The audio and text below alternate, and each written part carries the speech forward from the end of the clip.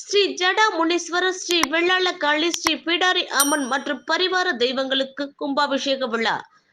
புதுக்கோட்டை மாவட்டம் அறந்தாங்கி அருகே ஆவுடையார் கோவில் தாலுகாவிற்கு உட்பட்ட வேள்வரை ஊராட்சியின் உள்ள வேள்வரை கம்மாய் கரையில் அமைந்துள்ள ஸ்ரீ ஜடா முனீஸ்வரர், ஸ்ரீ வெள்ளாள காளி, ஸ்ரீ பிடாரி அம்மன் திருக்கோவிலுக்கு கும்பாபிஷேக விழா நடைபெற்றது.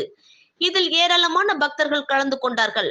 பல புண்ணிய நதிகளில் இருந்து கொண்டு வரப்பட்ட புனித நீர் பூஜிக்கப்பட்டு யாகசாலை கொட்டகையை வலம் வந்து பின்பு திருக்கோவிலுக்கு கும்பாபிஷேக விழா நடைபெற்றது. இவ்விழாவில் சிவாச்சாரியார் சோமசுந்தர குருக்கள் நடத்தினார். அன்னதான விழாவும் நடைபெற்றது.